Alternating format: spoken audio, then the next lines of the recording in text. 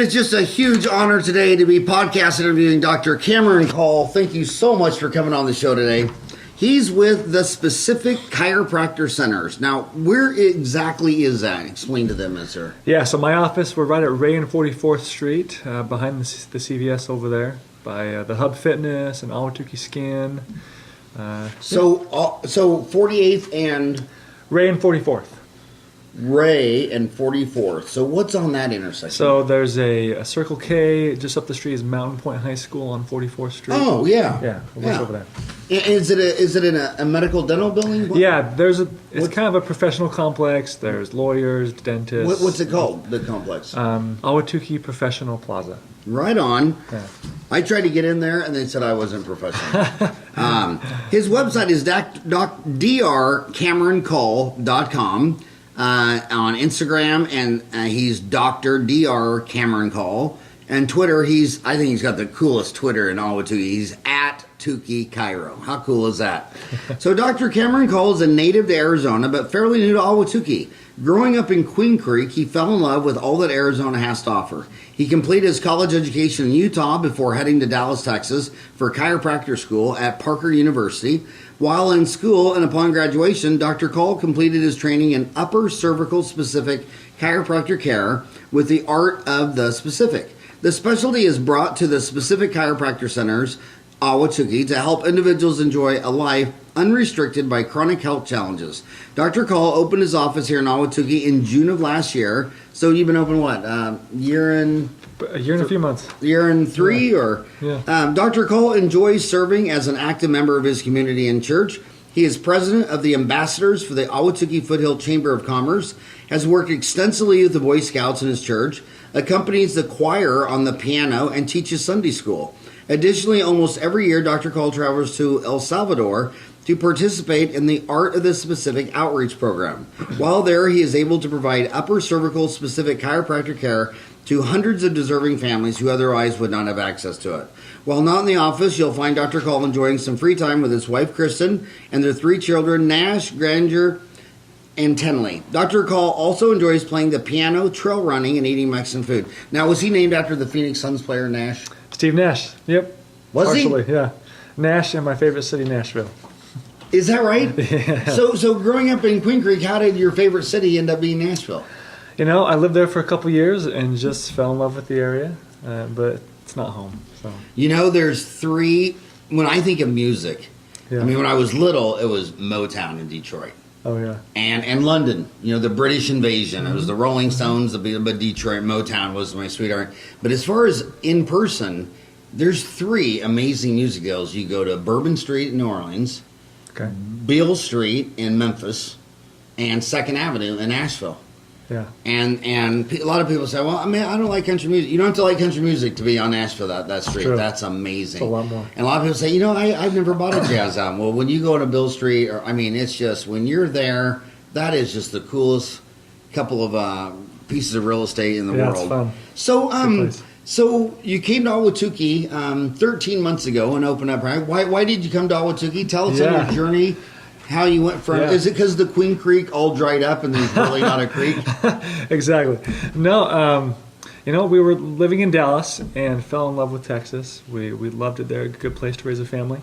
We were looking at places to live and open up my practice and just felt like it wasn't the right thing to do.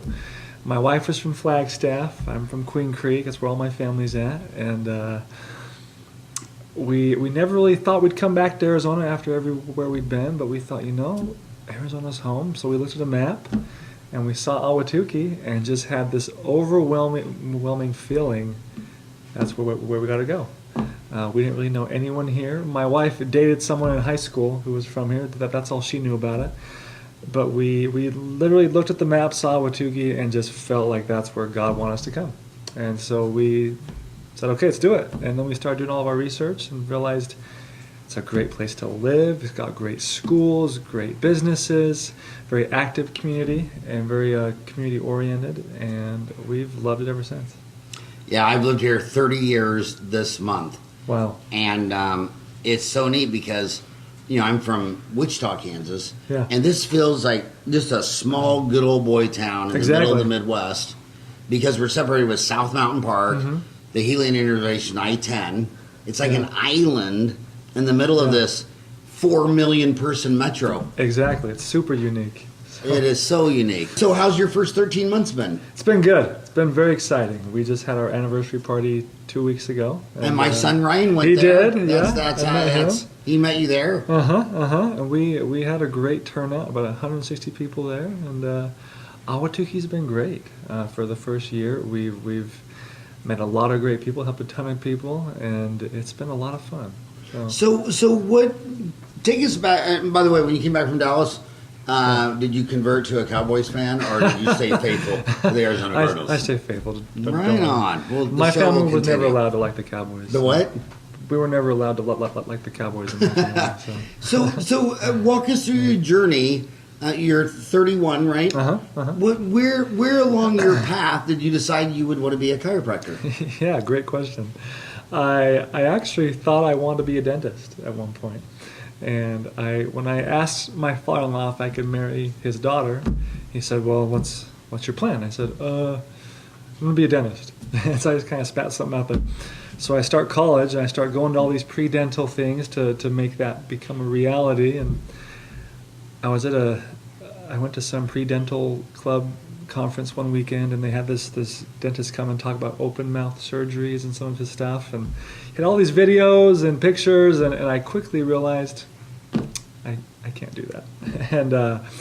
And so I thought, well, if I can get a job working for a dentist, doing anything, I'll take out the trash, maybe I'll realize I like dentistry. And couldn't find a job, so I thought, any job in a healthcare field. I always knew I wanted to do something service-oriented, taking care of people. And the only position I could find off of Craigslist was a chiropractic assistant.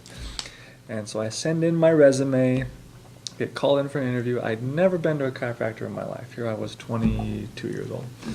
And I go in for my interview, and I walk into this office, and the room was full of applicants. And I have this overwhelming feeling that I'm going to get this job. I go back for my interview. They offer me the position on the spot, send everyone else home, and I worked there for a good 2-3 years and loved it, and just realized, you know what, chiropractic is awesome. This is what I want to do, and the rest is kind of history. And where was that office at? This was up in Utah. Up in Utah? Up just south of Salt Lake. So is that doctor your mentor to this day, or? We're still friends, yeah. Yeah. So I practice a little bit differently than he does, but he's a great mentor, great friend. We talk frequently, and well, I've always said you couldn't get 2 doctor's degree on that Today's Friday.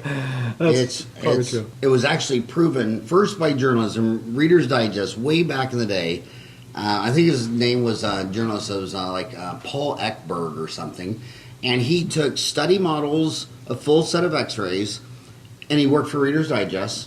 And he went to 30 different dentists, kind of around Nashville. He even went to the dean of the University of Kentucky Dental School. And he published his deal, basically, what's going on in dentistry. He got 30 opinions, and every one of them were different. So then years later, the National Institute of Health said, is this shady journal? Because the dentists were very upset and they were very mad at Reader's Digest. And I said, come on, dude, it's Reader's Digest. Who doesn't have a grandma and grandpa that have Reader's Digest on the coffee table? I said, you're trashing a publication that your mom is reading right now. This is way back in the day when they still had magazines and all that. And so the government thought, well, is there any truth to that? So they got the same deal, but they went to 100. Wow. And they got 99 different streamlines because 2 said do nothing. That's interesting. So if you just got rid of the one guy said you're fine, you don't need anything, they would have had 100 different streamlines. So they're and that's what and I think it's due to the part that, number one, if you go back every 100 years, I mean, everything dentists believed 100 years ago was crazy and insane. I mean, I can't think of too many things 100 years ago. I mean, some of it made sense, but imagine healthcare when you don't have the germ theory and all. Right. So I imagine 100 years from now, almost all my thoughts are going to be looked on by children a century from now, saying, "Was that old man crazy?" So we know what we know, but we don't know what we don't know. And I'm sure 1,000 years from now, the scientific picture of the human body is going to be amazingly different. Yeah. That's why doctors have work in art and science. Uh-huh. This is the science, and it's probably only. I mean, look at when I was in physics in Creighton, they said the atom was 99.9999999% empty space. Wow. Hell, it wasn't even 10 years later. They go, well, wait a minute. A car couldn't drive the speed of light 186,000 miles a second around a corner. It would just flip over. So the reason that electron can fly around is because it's encased in this dark matter, dark energy that's so dense. It keeps an electron on there. Wait. We went from completely nothing to now it's encased. So, I mean, they don't even know what dark matter is. So imagine what our grandkids, if your granddaughter and my granddaughter both become a dentist and a chiropractor, imagine how different it will be. Crazy to think about. So that was your journey. You worked for a chiropractor for 3 years, and so then you went to chiropractic school, Dr. Parker, Parker University in Dallas. Yep. And you grew up in Queen Creek. I did. So first, I'm curious. Looking back now, you lived in, was it Salt Lake? It was just south in an area called Provo.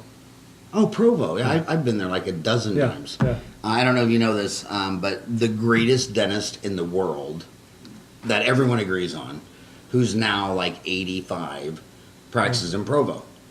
Wow. So his name's Gordon Christian. Okay. You'll never meet a dentist alive on earth from here to Tasmania to Kathmandu, Nepal that doesn't know who he is. And he puts on these 2-day courses in his office. I've been to, I think, a dozen of them. And so you lived in Provo, you lived in Queen Creek, you lived in Dallas. Which one's your favorite city to live in? If you could pick any of them. Oh, between Queen Creek, Provo, and Dallas, I have to say Dallas. Yeah? Yeah. And what did you like more about Dallas and the Phoenix area? Well, I love Phoenix more, but I still want to live in Queen Creek. So, Yeah. Oh, okay. Yeah, really, Ahwatukee's been amazing. So, Dallas was just fun. Great, tons of diversity, interesting culture out there in Texas. Lots of Texas pride that was really fun to see. Football is entertaining. High school football was really fun, and good barbecue. Good barbecue. Football's a religion in Texas. It was. I mean, there was It's this high school that serious. had this $55 million football stadium, and it was unbelievable. Yeah. So tell us about your chiropractor office. What I want to focus on in Ahwatukee is like not what chiropractor needs are if you're a miner in Kentucky or Tennessee, or if you're a logger in the forest, but what are issues that cause the need for chiropractic care right here in Ahwatukee? Yeah, really. I mean, all around. I mean, Ahwatukee is a very active community. People here are very affluent in different hobbies and things like that, and there's all sorts of people that are also just kind of suffering and in pain, who are looking for answers, whether they've been to multiple doctors or therapists in the past that aren't getting good results. But for example, I see lots of patients here in the area who are big into cycling, big into weightlifting. But most of my patients are people who are in chronic pain. Women with fibromyalgia, lots of kids on the spectrum, with ADHD, anxiety, depression. There's a huge neurological component to a lot of these conditions, and people don't really think about that piece of the puzzle. Where, other steps are important and necessary too, but what chiropractic and really what the specific is about is that nervous system component. So I'm a lot more than just a quick snap, crackle, pop adjustment. We're not big into that at our office, but more on really finding the root cause of the problem and really fixing it. So. Now, when you said fibromyalgia, you said women fibromyalgia. Are women more likely to get fibromyalgia than they're men? significantly more likely. I have never met a man that has it, but they say men can have it as well. But it's primarily women, and it's the most common chronic pain disorder in the country right now, and women are always looking for answers, and they'll try. It's the all sorts most of common things. chronic pain. Mm-hmm. So someone just heard you say fibromyalgia, and my job is to try to predict their question. Yeah. What is fibromyalgia? So it's one of those conditions that puzzles lots of doctors. Some people argue it's just kind of become this umbrella term for something that people don't really know how or understand a certain thing. But it's a wide array of different pain symptoms that are really kind of hard to explain. Most women some of them have really bad migraines that last for days. They might just have chronic aches and pains down their arms, into their shoulders, and their necks, and their backs. They might have problems with digestive issues and metabolism. And so really what it is, though, research is suggesting it's a nervous system disorder where their nerves are just super hyperactive or very sensitive. And so something as simple as turning your head to look at the car in the lane next to you as you're switching lanes can just set you off, and you're suddenly in all sorts of chronic pain. Women who have this often can't sleep comfortably in their beds because it hurts too bad, so they'll sleep in a recliner. They often can't get a massage because they're too sensitive to touch. And it's one of those things where people just don't understand what it is exactly. But in our office, of course, it's a nervous system challenge. So it's all your patients you've seen that have been women. With it, yeah. Yeah, no men. Yeah, not with fibromyalgia. And what would the age of onset be of something like this? It varies. I've had some as young as in their late 20s, but some women have it for years, anywhere from up to in their 60s and 70s.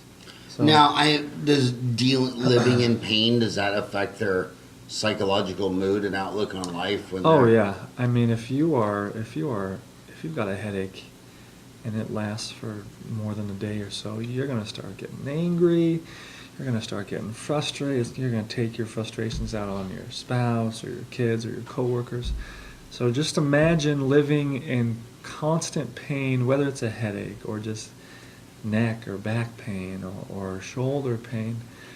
It just doesn't go away. I mean, eventually that's going to eat at you, and it's going to affect your mindset and your happiness and your ability to enjoy life. And suddenly it'll start to limit your ability to do the things you enjoy doing, whether that's playing with your kids, doing your hobbies like crafting or knitting, riding bikes, all that stuff.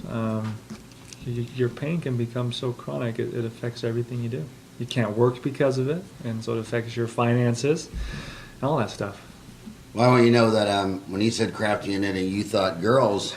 I grew up with 5 sisters. I'm an amazing. I've embroidered and knitted and crocheted. Good for you. I grew up with 5 sisters, man. I can do any knitting, crocheting, but embroidery is my specialty. Okay. So what, they always say a patient who treats himself, a doctor who treats himself as a fool for a patient. Uh-huh. So how do they, before they come see you, how were they trying to self-treat this? Were they trying to do it with Excedrin, Motrin? How were they trying to treat themselves before they went to a professional? Gotcha. So Excedrin's super common. That's very common for migraines. And so what they'll soon find is that they take these pills and it starts to just not work. So they might try going to a massage therapist and realize they can't be touched because it hurts too bad. So they might try something like essential oils or going to a naturopath, looking at their diet and see for any food allergies, which is helpful. And it's one piece because there are foods and vitamin deficiencies that can affect their condition as well. Or they can go to a doctor and figure out they've got these set of symptoms. And so when someone gets diagnosed with fibromyalgia, there's a set of, I think it's 18 different types of symptoms that are on this checklist. And if you've got, I think it's 11 out of 18 of these different symptoms, you'll officially be diagnosed with the condition. But as far as other self-care, it's just really basic stuff like that. So, if you go to McDonald's, it's basically, a hamburger, frying a Coke. You go to a dentist, it's a cleaning exam, x-ray, and a filling. What would be your hamburger fry? What is the most common? Is fibromyalgia, like if you saw 100 patients, what percent of those would be coming into you for fibromyalgia? Right now, I'd say about 30%. 30%. So is that the hamburger of the hamburger fried Coke at McDonald's? I mean, is that the main deal, or is it a sports-related injury from being a weekend warrior, or is it a chronic, like carpal tunnel? Because they sit at a desk all day. Most people are sitting at a desk all day, forwarding their head. Is it occupational? Yeah. Is it weekend warrior? Yeah.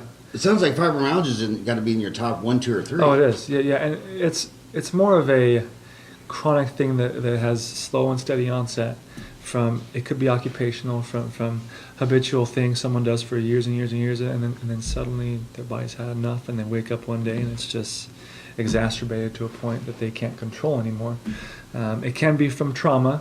We've had patients who've been in injuries at work or car accidents or something, and suddenly something goes on in their body, and they're suddenly in constant pain all the time.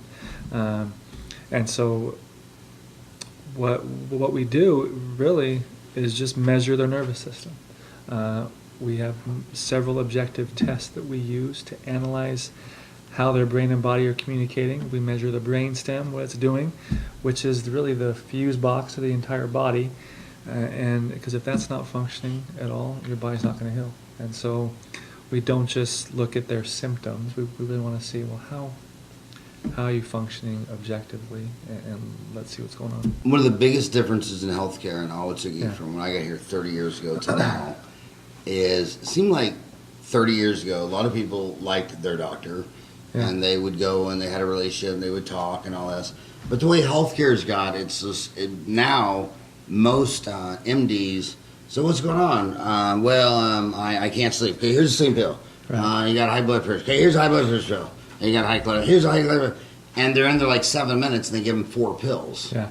And then they walk out, and they come, and they say to you, well, he didn't tell me what was causing my high blood pressure, or maybe how I could get rid of it with that. It seems like the healthcare system has gone to just 7-minute appointments, writing you 3 prescriptions. And then if you say, I want to try alternative medicine, or I want to try something more holistic, a lot of the medical community is like, what are you, crazy? Take our pills. And you turn on Cox, I mean, every third commercial is take a pill. Exactly. And a lot of the dentists that are my age out here, first of all, we've lost a couple of great dentists out in Ahwatukee from fibromyalgia, carpal tunnel, so this stuff is real. But, they always said that the alternative medicine, holistic, that was all quack until they were told to take high blood pressure pills. And then I go, whoa, wait a minute. Right. I don't want to do that. And then they start changing their diet and not eating salt. And now a lot of these guys I'm teasing, I'm like, it's funny how Mr. Conservative, and who, read the party line, just going for and take all the prescriptions. So I guess what I'm saying is the millennials are, when I was 10 in 1972, my mom got our first set of encyclopedias on a garage sale that were printed in 1952. Wow. So my first internet connection was A to Z encyclopedias of 20 years old. Yeah. The millennials are like, I got high blood pressure. They're going to do a Google search, and they're going to try to treat it without having to go to Walgreens and CVS like their mom and grandma. Do you agree with that? Or There's so much information that's easily accessible. If you printed out Wikipedia today, it's 52 million pages updated. Wow. When I started, I don't know how many pages were in there. The encyclopedias are about this long. Yeah. But I don't know how long 52 million pages would, but I have a feeling it'd be all the way across Phoenix. I could see that. Yeah, and so it's funny, everybody doesn't become alternative and holistic until they get the disease, and then they're like, is there another way to treat that? What do you think, What do you think people are doing at work? I mean, it seems like when I was little, everybody was a farmer riding a tractor and a mechanic. It seems like now everybody sits at a desk. And Exactly. the manufacturing jobs are gone, and everybody's at a. What do you think they're? And they're confused because they see a lot of advertisements like they're saying sitting is the new smoking. So now they have stand-up desk. It's like, is sitting as bad as smoking? The stand-up desk. Do you think they should get a stand-up desk at work? What do you think they're doing if they're sitting in a cubicle Monday through Friday, 8 to 5? What do you think they should be doing for better health? Yeah. Well, the fact is, we're not designed to sit for 8 hours a day. And a lot of times at these jobs, they have... But I have to argue with that because every time I go to the Phoenix Zoo, them chimps and chimpanzees, they do love that, around. That's true. They're not walking around. They're all laying around. Anyway, I'm just teasing. No, I know. But oftentimes, on top of sitting at their jobs, they're sitting for an hour each way in their car. And so we're spending all day sitting, going to our work, sitting in our car seats, listening to the radio, to your podcasts, and we get to work and we sit more all day, and we're sitting at our table and we just get really bad posture. And at first, like, it's not that big of a deal because they might be good at exercising or something, but eventually people slack on their habits, and so they're spending an hour a day minimum in their car, they're spending 6 to 8 hours a day sitting down, and over time they just start to develop these habitual patterns, and it causes strain on the body. And so then they get home from work at the end of the day, they're exhausted. What do they end up doing? They're probably sitting down on the couch, sitting some more, watching Netflix or watching the nightly specials. 4 hours a day. Yeah. So they're watching TV 4 hours. They worked 8. Exactly. And they had an hour commute both ways. That's 8, 10, 14, and there's only 24 hours a day. So then they're sleeping 6, 7, 8. Yeah. And so what that's doing is there's not a lot of moving, and so people always ask me, like, yeah, if your HR people will get you a standing desk, there's tons of great models. They have desks that allow you to promote that. I think it's great. Really? Especially for people who are in back pain, who've got back and neck pain and shoulder problems, because you've got to make some changes. And you can sit a lot of the day, but give yourself some time to stand. And so if you can't get the standing desk, get up every half hour and go for a short walk to the drinking fountain. And most bosses will let you do that. There's companies now that will go into the workplace and do chair yoga type things, which is just simple stretches to work on being more extended in your posture versus hunched over your desks. And all that stuff is great because we're not designed to be in this flexed position for long periods of time, because and people have probably heard of that term, forward head posture, and I don't need to get into all that, but it puts strain on all these muscles on your spine, and of course that's going to affect your structure, and then that's going to affect everything. And so one of the signs I look for that people need to be doing something is, how's their posture? Are they standing up straight when they're not sitting down? Or do they have any head tilts or high shoulders, one more than the other? All these are different symptoms that you can tell that there's some structural misalignment going on that needs to be corrected. And so I think different ways to combat this through standing desks, through frequent breaks throughout the day can kind of help. So we obviously every American needs to probably eat less and move more. I think we all agree on that.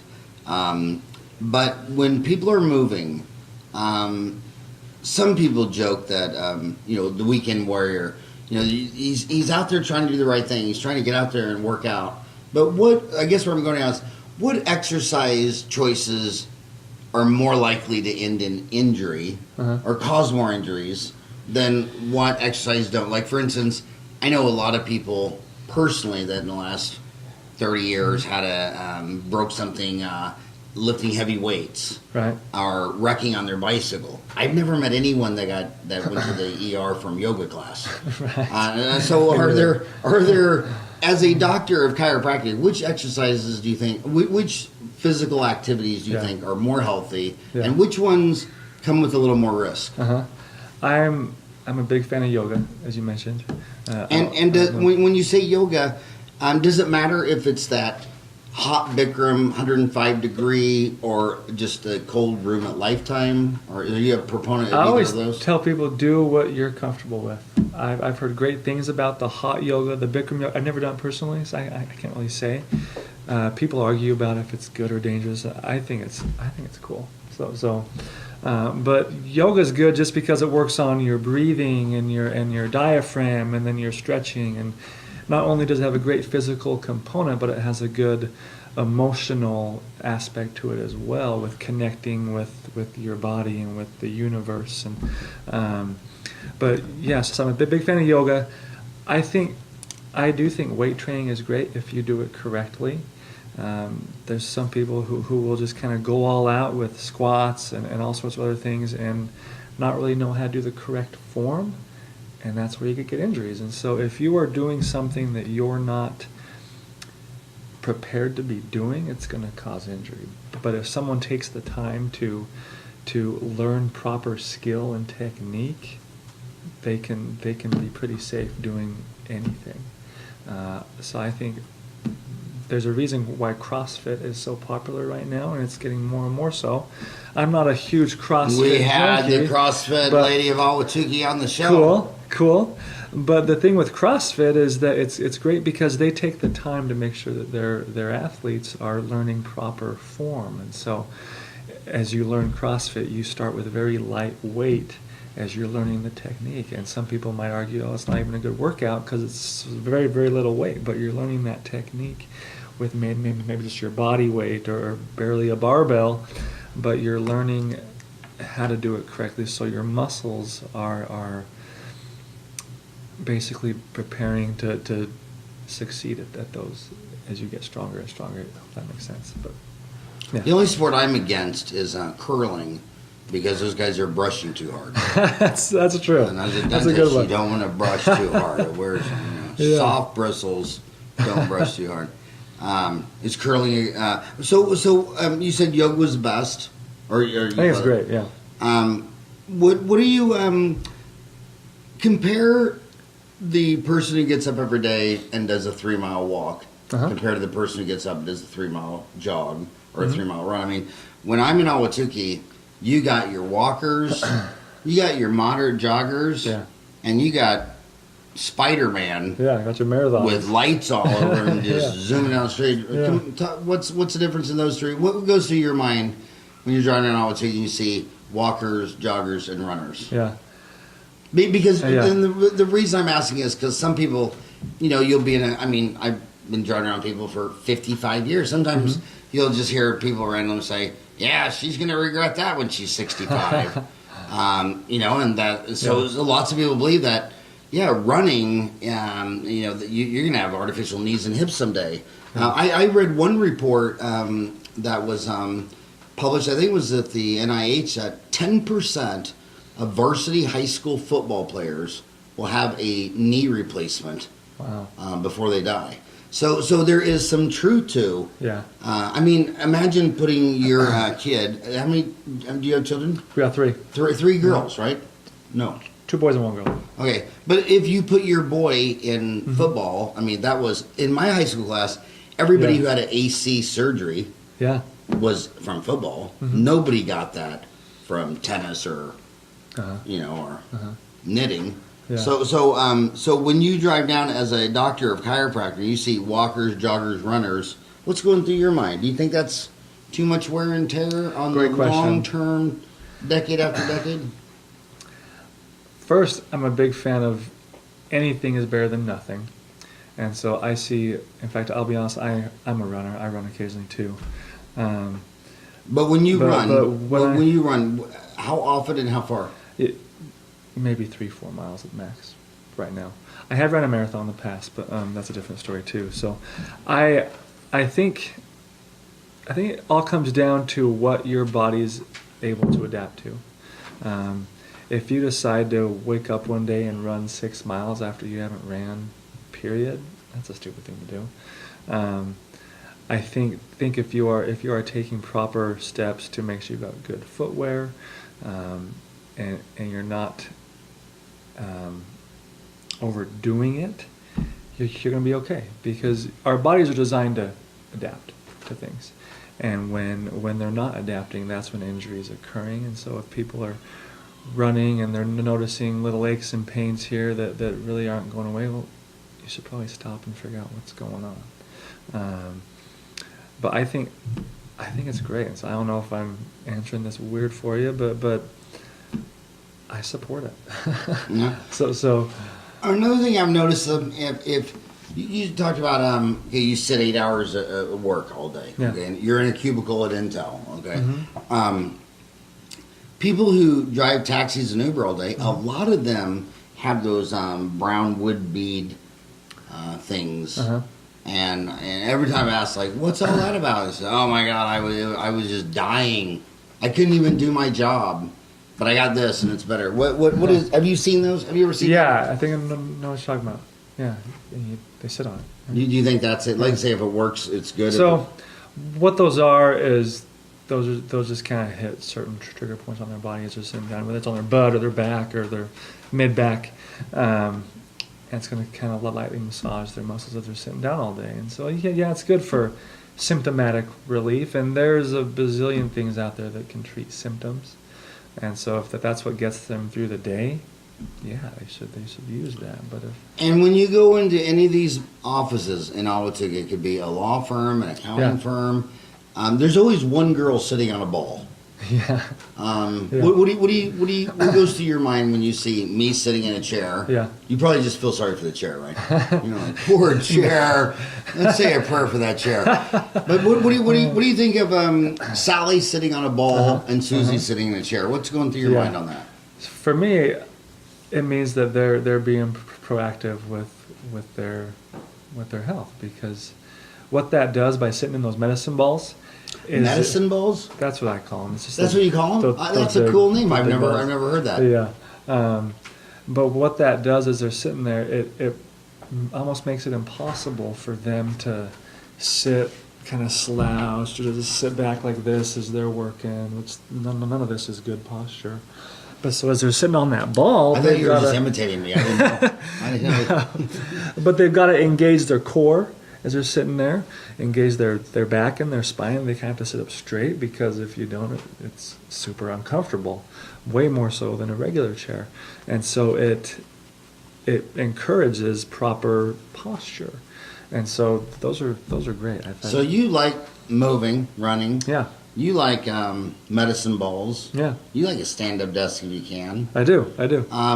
Let's talk about second biggest, maybe the biggest time of the day. You're laying in a bed for 8 hours. Yeah. Some people, I've heard many people say, I know one lady who didn't realize that every morning she woke up, she had aches and pains. Mm-hmm. And then she realized, oh my God, I went to Disneyland for 3 days. And that was a nice bed. And then when she got back her own bed, she actually called Disneyland and said, can you look at my room? What bed? And the lady said, no, we get this call all the time. But, and she actually got the name of the bed from Disneyland. Wow. And then bought the mattress. But Wow. mattresses are anywhere from cheap, middle, expensive. Oh, yeah. Do mattresses make a difference to you? Do you have brands that you like or promote? As far as specific brands, I don't have any that I think are better than others, but I always tell people, think about how much money you want to spend on your car, which is an item that you maybe spend, depending on your commute, 2 hours a day in. But you sleep in your bed, which is hopefully close to 8 hours a night. Do some math there to see where you spend most of your time. It'd be worth it to put a lot of money into something where you spend way more. That's a great analogy. And so you're in your bed 4 times longer than your car if you have an hour commute each way. And yeah, there's some cars that have really great seats in them and stuff, but mattresses are important. And so as far as like specifics, I think that varies by individual. Some people hate the memory foam because they sink in and get stuck and it causes all sorts of pains. Some people hate the sleep number beds because anyway.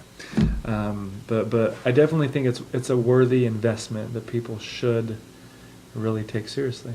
Yeah, and you're right. There is no one size fits all. I remember reading a very important book in my life about this little girl who found some bears, and one bed was too small, and one bed was too big. Right. Yeah. And one bed was just right. Exactly. But you're right. There's 100. Some people like it firmer. Some. Yeah. But But what would be a red flag that you need to get a different mattress? If you are doing multiple things to alleviate your pain and nothing is working, and you notice it's just the worst when you wake up in the morning and it's fine by the end of the day, that's a pretty good sign that it's probably my mattress. And so I just tell you, experiment. It could be something as simple as or if they can't afford a new bed, I've had patients just put a piece of plywood on top of the box springs, and that makes their mattress less sinking. I can't think of the term here, but yeah. So just you know what my favorite bed story is from a patient at my dental office for the last 30 years. He when you're laying flat, think about your stomach. It's this little thing, about the size of a deflated football. It's got a pipe at each end. One's your esophagus coming down, and then one's your intestine going out. Yeah. And he always had gastric reflux. And of course, what does the doctor want to do? Take this pill. Take this pill. Exactly. So he's taking the pills, but he had serious gastric reflux. Well, he was an engineer. And an engineer, these are people who don't have enough personality to become an accountant. And so his engineering noodle mind started looking at the thing. He said, what the problem is? I'm laying there flat with a pipe at each end. He put a red brick under the front two posts of his bed. He says, I'm just going to lift that up. So instead of this acid coming out, because when it comes out, he says it's just a horrible feeling and hard to breathe. So he just lifted the front pipe, esophagus, 1 inch below the exit pipe, the small intestine, gone. Wow. And his, it just shows you. Now, if you would say that to the medical community, you're holistic, you're a quack, you're crazy, really, you're going to slant your bed, take our pills. Exactly. Take our pills. And I thought, that is so cool. I told him, I said, Bernard, that is just genius. I said, did you write this up? Did you post it on Facebook? Did you tell the world? And he's like, no. But it's cool. It's pretty cool when I've always thought it was a disincentive that people buy their own house and their own car, and they wash and vacuum their house, and they wash and vacuum their car. Then when it comes to their body, they're like, well, I have nothing to do with it. Oh, yeah. I'm just going to go to the doctor, and he's going to give me a pill. Yeah. It's like, dude, when your truck didn't work, you stayed out there in the garage all day Saturday, fixed it yourself. Yeah. You added a room to your house. You painted your house. You do all this stuff on your house and car. And if you were going to spend the most time fixing up one thing, the only wealth is health. Yeah. Because if you won the lottery tomorrow and dropped dead of a heart attack, I'm sure you wouldn't be glad you won the lottery. And I'm sure anybody. I always liked my favorite medical analogy was always the blue pill, because they asked one of the most famous economists in the world. They said to Milton Friedman, they said, Milton, all these countries, Germany, Canada, America, they keep spending more and more money on healthcare, and we're spending too much on healthcare. He goes, really? We're spending too much healthcare? He says, well, I'll tell you what. He says, you have two choices. Because economists like to create clarity questions. Yeah. I want to design a question that will give you clarity, because you're thinking all these crazy thoughts. So let's bring it down home. So here's your question. You're going to die tonight from a disease. You're either going to die tonight, or you're going to take this blue pill and die 1 year from tonight. So how much money will you buy that pill for? Would you sell your house? Or would you die tonight? Probably sell my house. Would you sell your car or die tonight? Yeah. So no one ever says we spend too much money on houses, cars. Exactly. No one ever says we buy too many smartphones. And I always think it's very bizarre in the media how they've never ran one story. America buys too many cars. They buy too many phones. Yeah. They buy too much bottled water. Yeah. They buy too many TVs. We really need to send someone to Washington so that we buy less TVs and phones and houses and cars. No one ever says that ever. Yeah. But then the same person says, we spend too much money on healthcare. So I said, well, Milton, why is that? He says, because when you spend money on yourself, that's very efficient. When you spend money on someone else, that's less efficient. But government health care is other people spending other people's money on you. Yeah. So the other people don't care about you. They're spending other people's money who don't want to spend on you. And he said healthcare would be perfect. If you spent your own money on your own body, it would be as efficient as cars, trucks, houses, and iPhones. But since Medicare and Medicaid are taxing other people's money and the decisions are made by government bureaucracies, no one really cares, so of course it's spending too much money. Yeah, it's very interesting. But we live in a valley that has a Mayo Clinic where people fly from India, Asia, Africa, Central and South America because they realize I'm going to sell my agriculture farm and I'd rather go to Mayo Clinic than just sit at home on my ranch in Brazil and die. Yeah. And so at the end of the day, the only wealth is health. And once you lose your health, pieces of paper and iPhones don't matter. Yeah, it's a very interesting paradigm because the medical community has been able to kind of program us to think that way. Now, I'm not anti-medicine at all or anything because it's necessary a lot of times. But the level of authority that they have is very impressive, where people can start to do things without even really second guessing it. And all these things you mentioned, like, they spend more on their car and their house and their health. Like, it's been very interesting seeing how many people will pull up in a brand new BMW or a Lexus and say, oh, well, I can't afford this. And say, well, you're in chronic pain, you've got all these health challenges, but you're okay driving a really nice fancy car, but you don't want to be able to enjoy the weekend playing with your kids without hurting. Oh, yeah. And so it's a very interesting dynamic that I've seen. And it's all cases. in their head because there's no such thing as health insurance in China, India, Asia, and Brazil. And then in America, I mean, I've dealt with this for 30 years. They live in Ahwatukee. They pull up in a brand new Ford 150 pickup truck that costs $60,000. And they go, wow, I can't get it done because I don't have dental insurance. Right. It's like that's how you think in the 20 richest countries. And in the other 180 countries, you think about it just like you did your $800 iPhone, your $30,000 Ford Taurus, and your $100,000 home. And Americans are like, well, I'm not spending money on my body.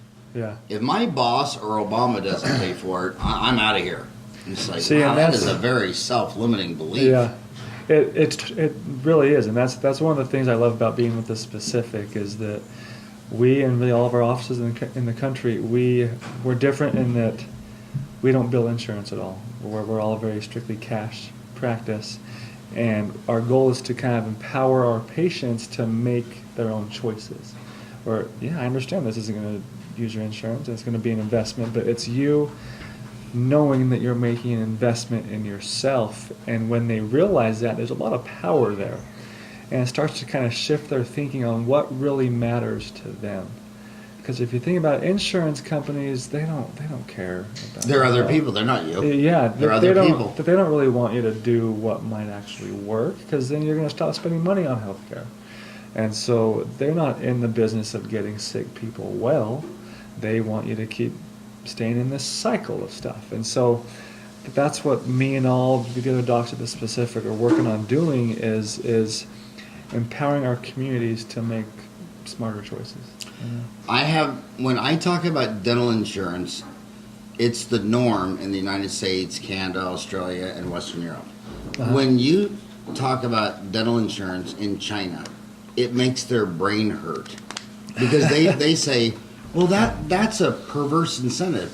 If you don't brush for 2 minutes and floss every morning and every night and switch from Mountain Dew to water, and so now you don't brush, you don't floss, you drink Coca-Cola and eat chocolate bar, and then when you get 5 cavities, your boss and your president is supposed to pay for it?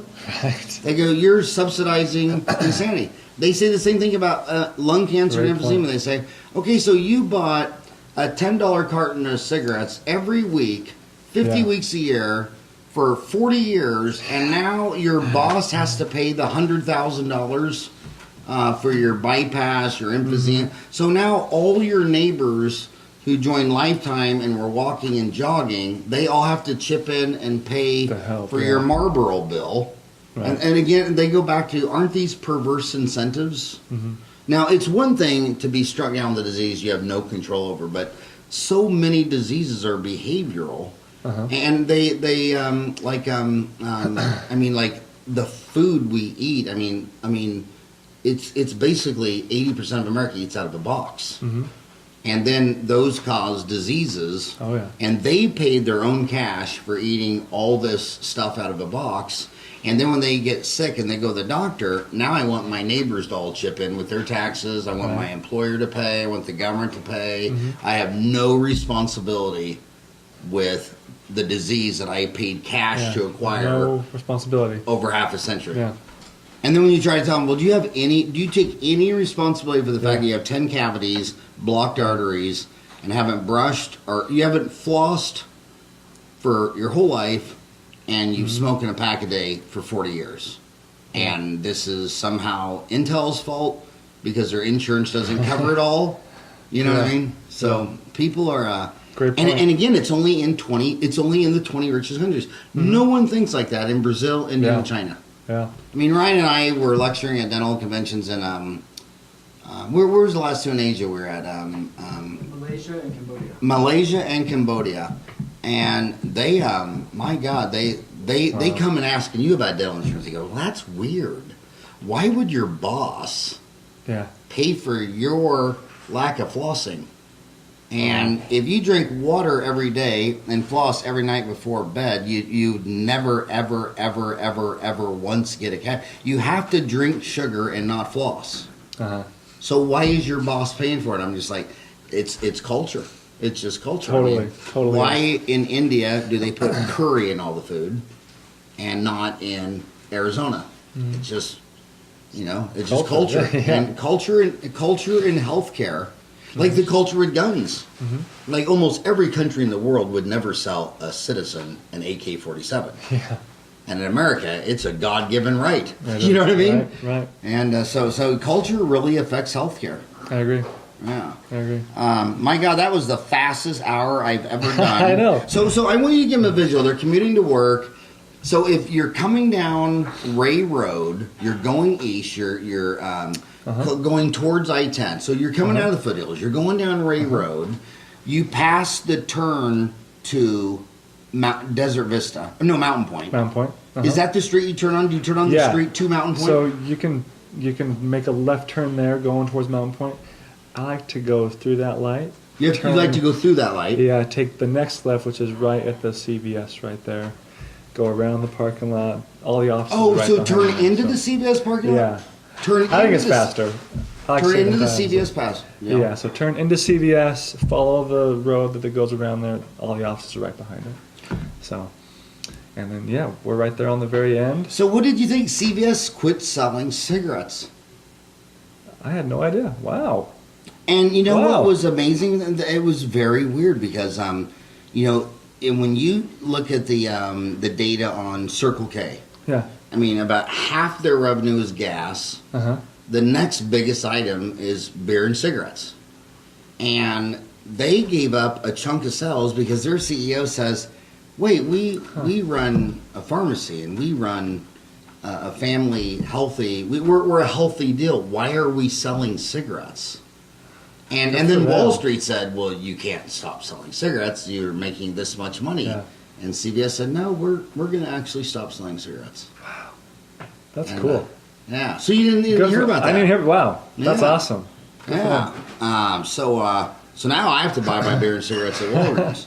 And you go Walgreens, but it's really changing. Good for them. And another thing that I want to say, that just one last dig on the government's anti-smoking deal, is that if you study the history of smoking, you had World War I, then you had a Great Depression, and then you had World War II, the Pearl Harbor's bomb. Well, during the Depression, people couldn't afford to smoke, and smoking was basically a non-existing thing. People that grew tobacco were more likely to chew it, which is far safer. I mean, it still causes oral cancer, but the rate of oral cancer compared to lung cancer, emphysema, chronic obstruction, significantly less. Yeah. But when they drafted 6 million boys, what did the Pentagon issue each one of them a pack a day It's true. for 4 years. So we went from a Great Depression. People basically didn't smoke. And then the government drafted 6 million boys and thought this would be good for their nerves. So 6 million boys are given a pack of cigarettes a day, and if you didn't smoke, actually it was a good bonus, because if you got addicted to cigarettes, and I didn't, Oh. I could get you to trade your Snickers bar and your Yeah. salami sandwich, and It's a good trade. I got latrine duty. I'll give you 2 packs of cigarettes if you go. You know what I mean? It was Yeah. a big currency. So then 6 million boys come back smoking a pack a day, and smoking takes off. And then what happens later? Then the government sues the Figures it out. tobacco industry. And it's like, well, wait a minute. The government started the smoking pandemic, and they never want to talk about that. They want to talk about, and Jack Welch lectures about this extensively. They came to him to sue him for something General Electric did 65 years ago about dumping all this stuff in the river. So he goes back and fishes out all the paperwork, all the letters. So they're building up for World War II. The Pentagon is telling them they need all this stuff made. So they're making all stuff. GE goes back to them and says, but we have all this excess stuff. What are we supposed to do with this? I mean, are we supposed to bury it? You want us to take it out where you're igniting thermonuclear bombs in Trinity? What are we supposed to do with this? And the Pentagon said, just dump it in the Chesapeake Bay. It'll just let it flush out. So that's what their orders were. Wow. We're in a war, so they do that for the war. And then 50 years later, what does the government do? We're going to sue you for a cleanup. Right. You dumped all this stuff It's in your there, fault, yeah. and it's your fault. And Jack Welch is like, are these people, do they not have a history book? I mean, Yeah. so, but I just want to tell you that I think it's really, really, really cool. You're working, you take your lunch break, come to my house to talk to the people of Ahwatukee for free, and I just think you're a pillar of the community, Thank and you. I want to thank you so much for coming by the house. That was the fastest hour ever. I know. Thanks for having You're me. very informative, and thank you so much for all that you do for Ahwatukee. Yeah, it's been fun.